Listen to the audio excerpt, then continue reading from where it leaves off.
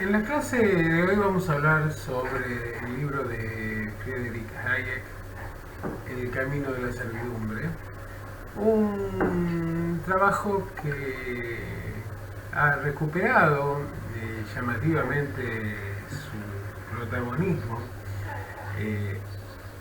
a partir del impulso de las doctrinas neoliberales en las últimas 3 décadas. Un libro que al momento de su publicación en 1944 pasó prácticamente desapercibido por ser un elemento disruptor respecto del clima de ideas preponderantes en un contexto donde los estados de bienestar y fundamentalmente también conceptos asociados con el conflicto de la Segunda Guerra Mundial, que privilegiaban la idea de la comunidad, la nación, el país, la sociedad, la igualdad, resultaban determinantes. Hayek básicamente va a tratar de salir a cuestionar todo aquello que tenga que ver con el bien común, todo aquello que tenga que ver con la protección social, todo aquello que tenga que ver incluso con la igualdad en los contextos sociales, privilegiando una visión absolutamente individualista y elitista, en la cual el mercado se convierte en el gran factotum que debe ser el ámbito de resolución de los conflictos y las diferencias entre las personas. Por esta razón, para Hayek, el socialismo y los fascismos tienen una raíz común y tienen un objetivo común al cual condenarían a las sociedades humanas, que es básicamente a la servidumbre, aplastando toda posibilidad de ejercicio de la libertad. Hayek admite en su trabajo que la órbita del mercado genera profundas desigualdades en la sociedad y no garantiza la seguridad para nadie. Pero en esto está la esencia del liberalismo, entonces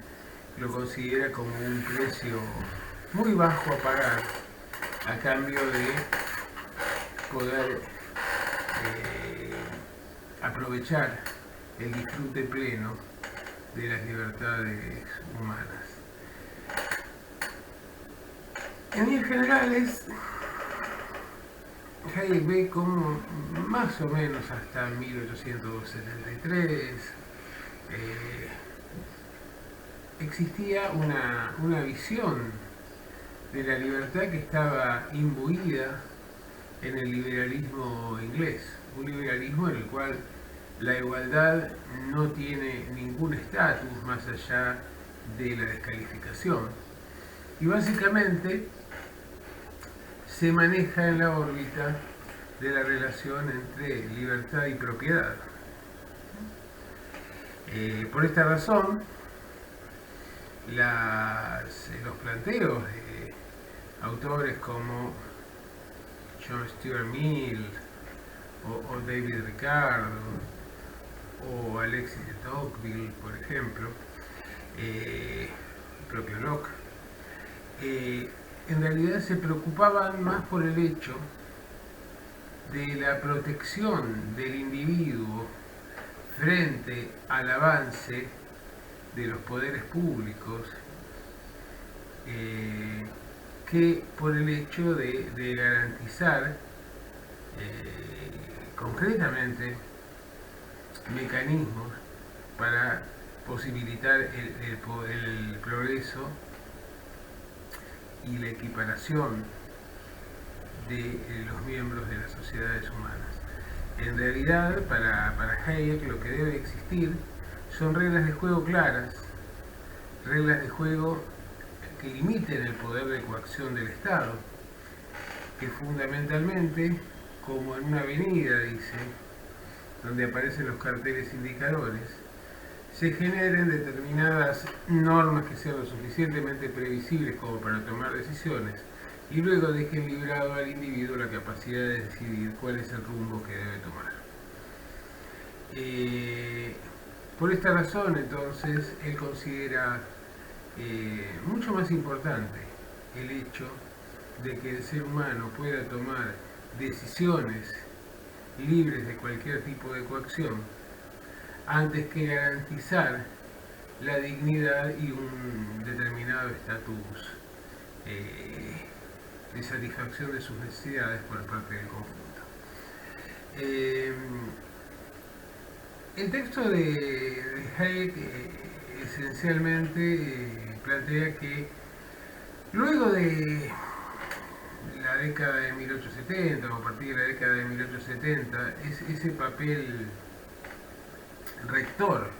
que había tenido ese liberalismo inglés profundamente anti-igualitario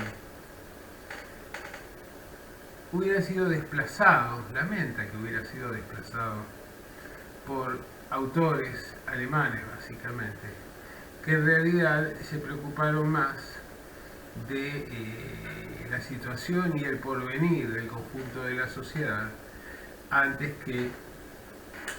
de garantizar las condiciones para el pleno disfrute de las libertades humanas.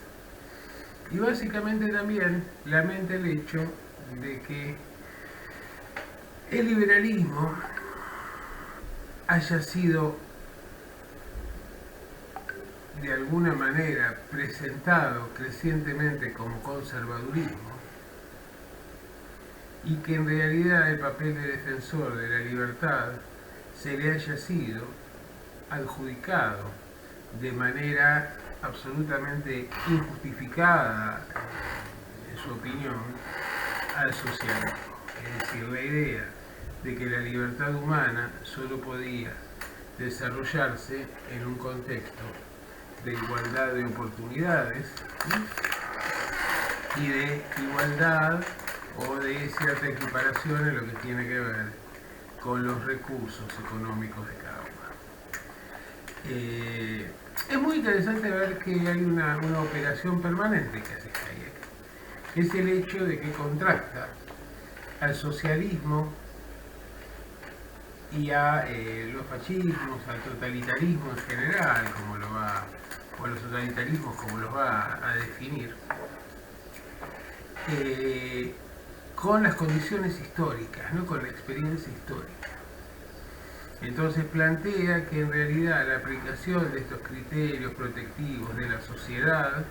a lo que han llevado es una pérdida sistemática de la libertad y a una demonización del liberalismo, asociándolo con los privilegios de las minorías y con una matriz profundamente conservadora. Pero por el contrario, lo que Hayek no hace es contrastar cuáles fueron las consecuencias sociales de la aplicación de los criterios del liberalismo a rajatabla en las sociedades occidentales. Por ejemplo, en todo el proceso de industrialización en Gran Bretaña, inicialmente, que significó una sangría, un recorte en las condiciones de vida, en la calidad humana, en la destrucción de las familias, en el desarrollo de la prostitución, de las adicciones, etc., a consecuencia de esas condiciones de vida precarias, excluyentes y por debajo de niveles mínimos de ingresos, de alimentación, imposibilitando una adecuada alimentación, la exclusión de la educación y demás. A Hayek sencillamente eso no le importa, ya que considera que en toda competencia de mercado hay ganadores y los perdedores deben hacerse cargo de haber jugado mal. Tampoco se preocupa,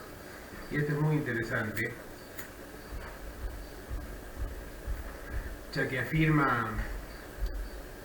la importancia y las virtudes de la competencia,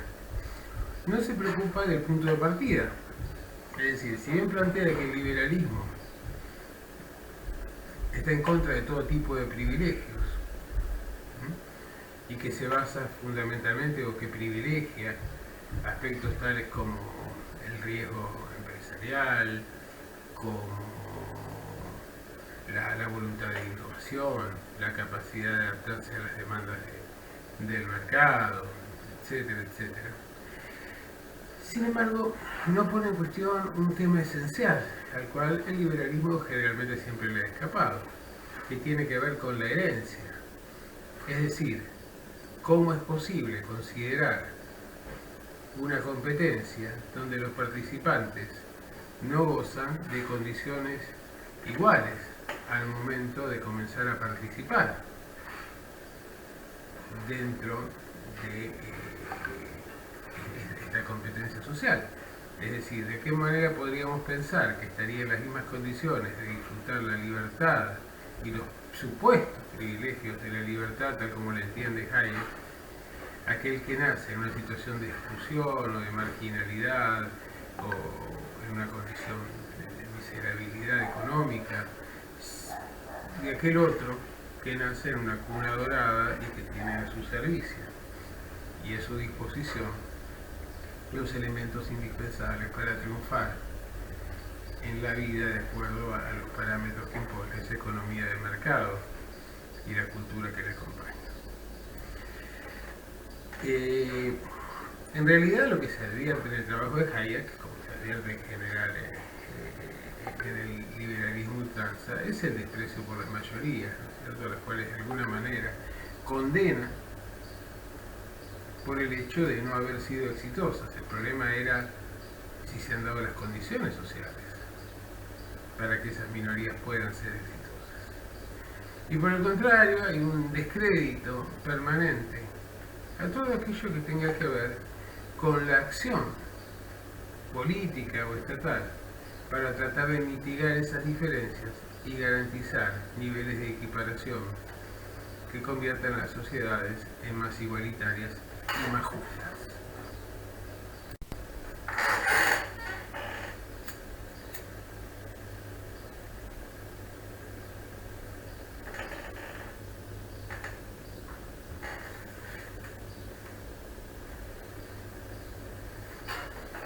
Hayek no es precisamente un pensador democrático, ni siente simpatía alguna por la democracia, simplemente la considera como un sistema útil al momento de achatar las tensiones sociales y garantizar la vigencia de determinadas reglas de juego. Para Hayek lo importante no es tanto el hecho de desarrollar determinadas normas, sino el hecho de que sean permanentes, previsibles, que se mantengan en el tiempo y que esas normas en buena medida estén por fuera de la voluntad de transformación de los legisladores, ¿no? Porque en realidad él presupone en su desprecio por la democracia y por las grandes mayorías que los legisladores van a actuar con un sentimiento autoritario, de conveniencia, orientados más bien a los intereses de grupos concretos antes que a garantizar la existencia de un marco normativo común en el cual el mercado sea el que toma las decisiones. Por esta razón, claramente aquí se plantea un conflicto entre quién debe tomar las decisiones de fondo, si las decisiones debe tomar la política en el sentido de beneficiar al conjunto, o si las decisiones debe tomarlas el mercado con la política corriéndose para garantizar la libertad, una libertad que en realidad, y atendiendo a ese punto de partida profundamente diferenciado y a las condiciones en que cada uno podría llegar a experimentarlas, termina sancionando el privilegio de unos pocos, aunque el liberalismo sostenga que es absolutamente contra esos privilegios. Por esta razón, en el trabajo y sobre todo por la época en que se escrita, donde la planificación económica jugaba un papel determinante, no solo por la situación de guerra, sino por la necesidad que demandaba una articulación de los recursos, las fuerzas productivas, las fuerzas sociales, para llegar a un objetivo determinado, que era la victoria, sino también por la necesidad de recurrir a la planificación para la recuperación de las sociedades que habían quedado derruidas por el conflicto armado. Hayek se manifiesta como absolutamente contrario a esa idea de planificación, señalando que esa planificación asociada con el socialismo o con los machismos, a los cuales se les encuentra, como decíamos antes, una raíz común, una matriz común, que es el hecho de buscar el aniquilamiento de la libertad y la construcción de una sociedad de esclavos. De ahí el título del camino de la servidumbre. Opone esa planificación a la libertad. Y por esta razón, entonces, lo que señala es el hecho de que en las democracias a menudo surge, y también fuera de ellas, una especie de tendencia característica del ser humano y que se expresa a través del socialismo, de los fascismos, a tratar de acumular poder e imponer determinadas decisiones al conjunto. Hayek dice, mientras se sancionan normas que permiten que el mercado tome las decisiones, es la libertad humana la que dirige los destinos de la sociedad. Pero por el contrario, es decir, la libertad de decisión, y esa libertad de decisión apunta a maximizar los beneficios, provocando profundas desigualdades. Nada más deseable que esto para él. Por el contrario, cuando se intenta gobernar para el conjunto, tratando de hacer avanzar una materialidad igualitaria o más igualitaria en una sociedad, en realidad lo que avanza es el autoritarismo, que apela a un inexistente interés general. No existe el interés general, dice Hayek. Lo que existen son intereses individuales en pugna en un contexto social. No hay un interés general porque en realidad existe una disputa por la apropiación de recursos. En cualquier sociedad los recursos que se disputan son los mismos y el problema de fondo es cómo se reparten. Se reparten apelando a la libertad, generando un tendal de víctimas, como él prefiere, o se reparten a través de una acción compensadora desde el Estado y desde la política, tratando de equilibrar las desigualdades que naturalmente produce cualquier economía de mercado. Esta es una reflexión que lo hace plantear su manifiesto desprecio por la naturaleza humana. Y esto porque en realidad él señala que se pregunta por qué razón los seres humanos prefieren despojarse de parte de su libertad, permitiendo que otros tomen decisiones en su nombre, a condición de garantizarse una cierta tranquilidad económica o condiciones de vida relativamente dignas. La respuesta considero que es casi obvia, ¿no? Es decir, básicamente, ¿cuál sería el interés para las mayorías de adoptar un modelo individualista, excluyente, que condena a las mayores capas, las capas más amplias de la sociedad, a vivir en la exclusión, la marginalidad y la pobreza? Eso es lo que no le interesa a Hayek, privilegiando ese ideal de libertad. Y llamativamente vemos que esto está presente hoy en día en muchísimos discursos políticos, ¿no? Y en el discurso de los medios de comunicación más poderosos, ¿no es cierto? Como prescindiendo de cuáles han sido y cuáles son las consecuencias sociales que implica la adopción de este tipo de discurso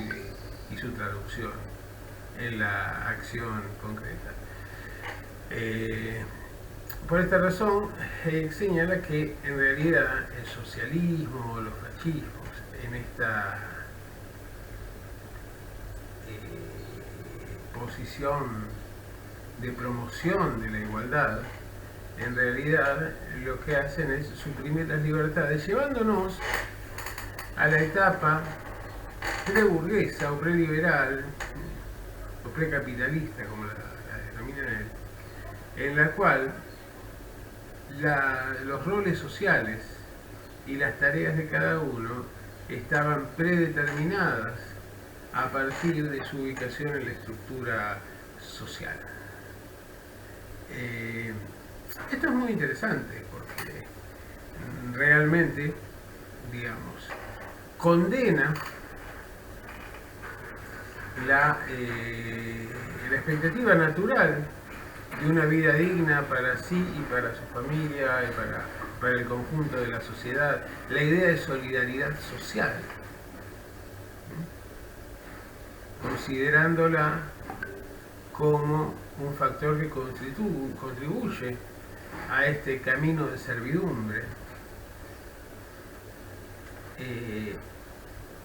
en lugar de que el ser humano actúe siguiendo los criterios que lo escinden de su compromiso con sus semejantes. El tema es, aquí también aparece otra cuestión, que es el hecho de quién debe gobernar y a quiénes debe gobernar. Pregunta que él atribuye a Lenin. ¿Y quiénes son los beneficiarios de esa servidumbre? Porque en realidad, ya que él presupone que no existe un interés común, entonces la planificación articulada desde los ámbitos políticos y estatales debe beneficiar a determinados grupos en detrimento de otros. Es decir, existen, según Hegel, una multiplicidad de prioridades y de preferencias en la sociedad que cada uno podría tratar de satisfacer a partir de la elección de cuáles serán sus acciones, sus inversiones, sus preferencias, su estrategia. De este modo, entonces, en una democracia, lo que se verá es que en la búsqueda de la captura de ese sufragio se toman determinadas decisiones que no premian el mérito, sino que lo que premian simplemente es la conveniencia. Es decir, la planificación va definiendo un fin en sí mismo, que es la concentración del poder. De no existir esto, podríamos preguntarnos si en un imperio de la libertad, o cuándo, en sociedades donde imperó realmente la libertad, tal como lo supone o lo plantea este liberalismo, existió algo diferente a la concentración de la riqueza.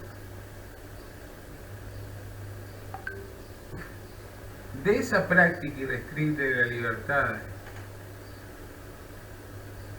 que plantea Hegel,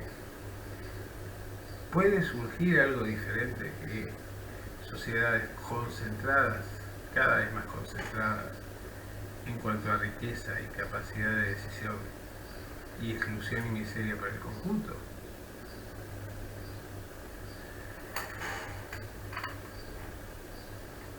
Otro elemento que resulta muy interesante en su análisis está vinculado con aquello que él define como la riqueza nacional o las decisiones que se toman a nombre de la riqueza nacional o de los intereses del conjunto. Él plantea que no existe nada por el estilo, que lo que existe fundamentalmente son intereses individuales, y plantea que hay muchas sociedades que tienen recursos prácticamente ilimitados, que a lo mejor tienen petróleo, minería, producción de alimentos y demás, pero que pertenecen en un estado de abandono justamente porque no ha llegado allí la acción liberadora de las fuerzas productivas que suponen las inversiones externas y la imposición de las prácticas características del sistema capitalista. Y dice, bueno, Japón no tiene recursos, pero eso no le ha impedido progresar, mientras que los países africanos o latinoamericanos, que están plagados de ellos, viven en situación de pobreza. De este modo, lo que justifica Hayek claramente es la acción imperialista, colonizadora de los intereses concentrados de las sociedades desarrolladas y justifica la condición de abandono y retraso en que se encuentran la mayor parte de los países desarrollados. También hace una crítica respecto de lo que es la tendencia o lo que la inevitable para algunos, empezando por Marx y Engels, según Hayek, de concentración que el capital tiene y que lleva invariablemente a la creación de las grandes empresas o los grandes trusts capitalistas a escala internacional. Para Hayek esto implica un detrimento de la libertad plena, ya que esos cárteles, grandes empresas, trusts, etc., han sido creados en general desde Alemania y luego también desde los Estados Unidos, en sociedades donde el liberalismo había tenido un escaso desarrollo y que fundamentalmente recurren a la planificación para llevar adelante sus operaciones en base a objetivos a escala global. Esta planificación en realidad los hace ejercer influencias extraeconómicas para posibilitar la concreción de estos intereses oligopólicos y que en realidad no habría ninguna razón para asociar la maduración del capitalismo con la concentración de la propiedad y la gran empresa administrada de manera estratégica por planificadores. El problema, nuevamente aquí, es que Hayek evita contrastar su pensamiento dogmático con las consecuencias reales, con las características reales que ha adquirido el capitalismo con el paso del tiempo. Y aún todavía, digamos, por ser un texto antiguo, por la fecha de su publicación en 1944, no llega a imaginar la importancia que va a tener el capitalismo financiero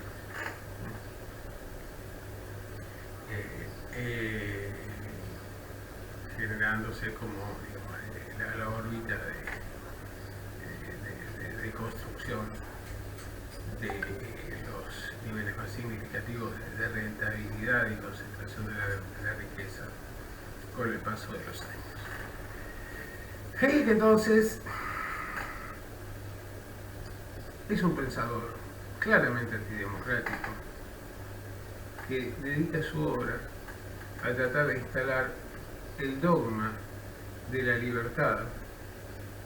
aun siendo consciente de que esa libertad significa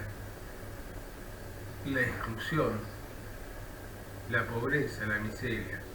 para la gran mayoría de la sociedad humana. Considera que la natural inclinación del ser humano hacia la seguridad, hacia la estabilidad, es antidemocrática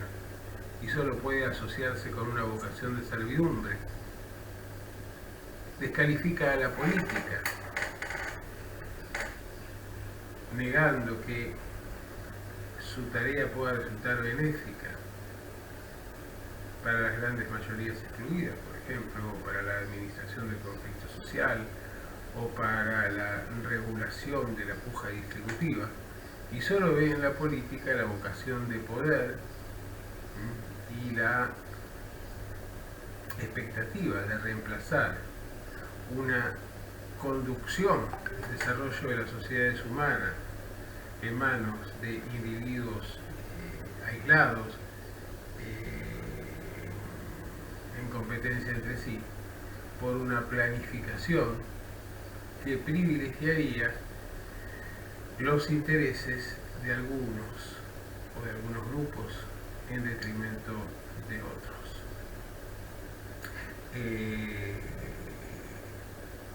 Como decíamos en un principio al iniciar esta clase, el momento en que aparece la obra de Hayek pasa absolutamente desapercibida y va a ser recuperada solo a partir de los grandes ataques que supone el proceso de la ofensiva para la destrucción de los estados de bienestar en el contexto de el estallido del orden soviético y la consolidación de las tendencias neoliberales en las últimas décadas. Su discurso nos puede resultar familiar, justamente por la instalación que ha recibido en los últimos tiempos dentro de la agenda de nuestro país y de las sociedades contemporáneas. Y básicamente es un panfleto muy potente en lo que tiene que ver con la descalificación de la igualdad y el ocultamiento de cómo esas reglas de juego pretendidamente comunes para el conjunto de la sociedad, que recortan sustancialmente el área de acción estatal, significa formas de servidumbre real para las grandes mayorías que poblamos este país.